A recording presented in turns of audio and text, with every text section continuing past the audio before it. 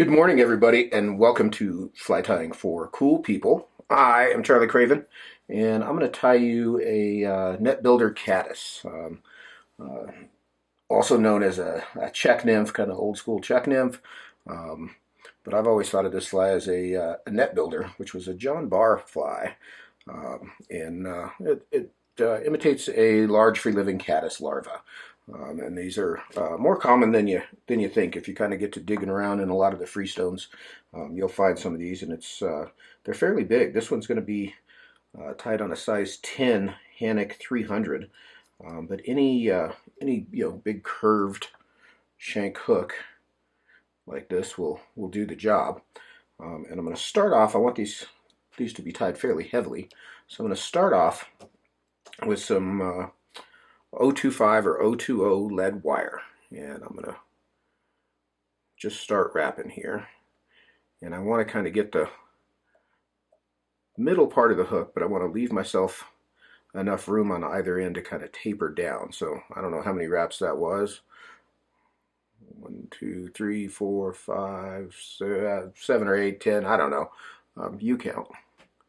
I can't count that high. I'll break those ends off.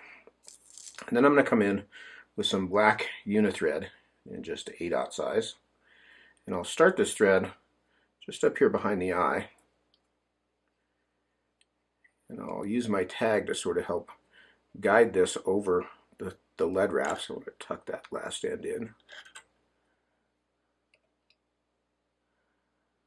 Back down onto the bare shank, and then I can cut my tag off.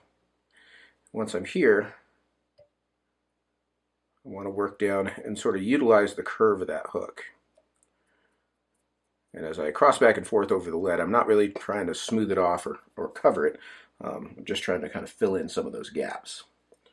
So for the tail, or the claspers really, on this bug, we're going to use a piece of white or light dun colored Z-Lon.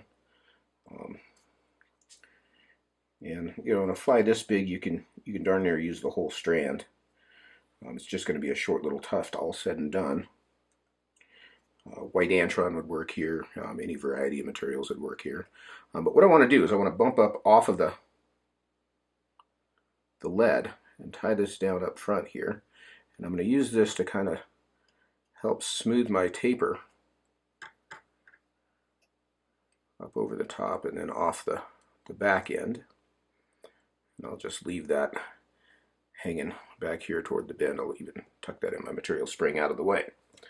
So the next thing I'm going to do is tie in a piece of 3X Tippet material. This is just regular nylon, nothing special here. And what I want to do with this is I want to tie it in along the far side. So I'll set it up on top of the hook and let my thread roll it to the far side, and then pull it down to length and wrap back over it. And I want that anchored along the far side of the hook.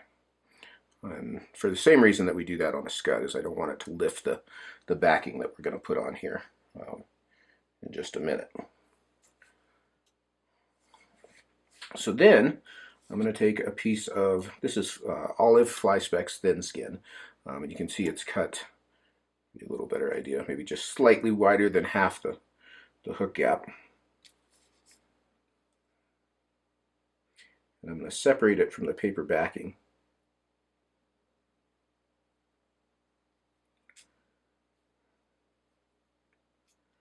Like so. So I've just got my little sheet here. And I'm going to tie this in just on the back edge of this lead. And you can see as I bring that thread wrap over, let me get one more on there. See how that has curled around the lead? And then I'll let it buckle down, and I want to make sure I wrap right down to the base of the tail. You can even lift that up a bit and make sure that there's no space between the tail and the start of the body there. So now we're going to dub, and you can tie these in any variety of colors. This is some olive Scud dubbing that I'm going to use on this one, just because this is handy here in my little kit. But amber, tan, any variety of brown, dark olive, etc. Any of those would be fine for a fly like this. And in the case of this fly, I don't really need this to be shortened. The long fibers of sow scud dubbing, the long antron fibers, aren't so much a liability on a fly this big. If you get down in smaller sizes, you may want to chop the dubbing a bit just to make it a little easier to work with. And for reference on that, if you watch the Scud video, kind of shows how to do that and talks a little bit more about why I do that. But I'm going to start this dubbing back here at the base of the tail there, and I'm going to work up onto the lead, and I'm building a pretty fat, robust body. I have just about, gosh, almost enough. It's early, I've only had 1 cup of coffee, so I add just a touch more dubbing. And the reason I'm putting just a little bit more dubbing on here is I'm really trying to build the shape. Here at the front end, I want this nice consistent taper. Yeah, about like so. And as I finish off, you see I can wrap my thread over this last little bit. We're going to actually put some ostrich in there. So I'm really just using that for diameter. Then I'm going to take, this is just natural gray ostrich herl. You can use black also. And I'm going to take a nice thick one.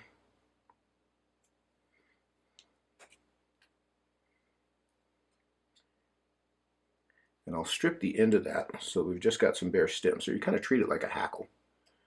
I'm going to tie it in, anchor it down, and then I'm going to wrap it sort of in open turns. So these are not necessarily butted up next to each other to create the legs, and I'll tie that off just behind the eye. I'll trim that end out. You can see there's just a little bit of fluff that's sticking out toward the front end there. One of the nice things about ostrich, it's really easy to manipulate. It's very soft, so I can fold that back out of the way. I'll reposition my hook just a bit here so that that curve is not working against me. And I'm going to pick up my thin skin and pull it up over the top. I'll bring my thread over it and pull straight down. And I want the thread to buckle this around the hook.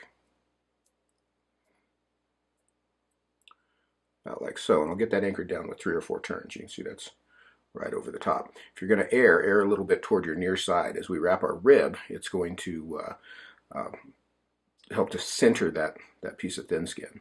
So now I'm going to pick up my mono, and I'm going to start my ribbing back here at the bin. And I like to pull really tight on this, create deep segments, and I'm going to go fairly tight to start with. This Hanak 300 is a competition hook, so it's got a long point, and you can see I keep running into it. So try to avoid that.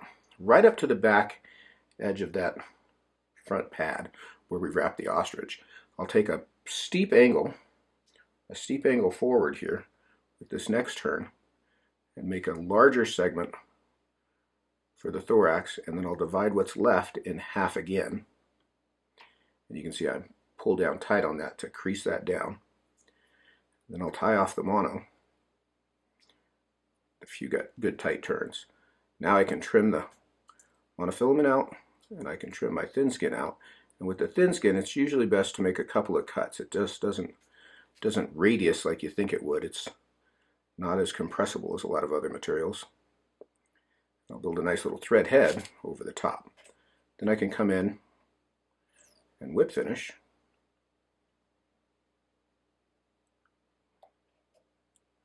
Right over the top there, trim my thread out. I'm going to trim this tail just into a short little brush back here at the back end. And then you can take, find my marker here, do a couple of different things here. I'm going to take my dubbing brush and I'm going to pick some of this dubbing down on the sides. You could use a piece of Velcro for this as well, just like a Scud. You don't want it too leggy. I'm just going to sort of direct some of that dubbing downwards. If I've got any extra weird long ones sticking out, I'll usually trim those out. You can even come in and trim those off into just short little stubs like so. And then I'll use my black marker to color those last 2 segments across the top of the wing case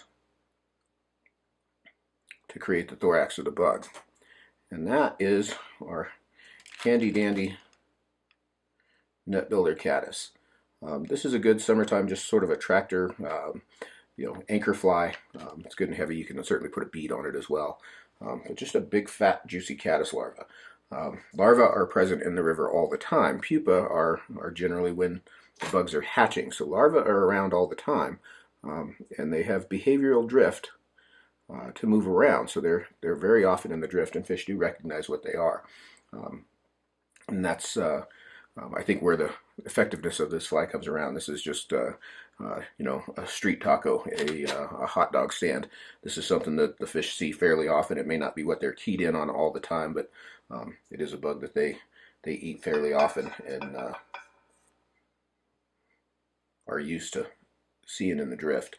And that is a bars net builder, or just plain old net builder caddis, depending on what school of thought you adhere to. But I hope you enjoyed that one. I'm Charlie Craven. Thanks for watching. We'll be back with more.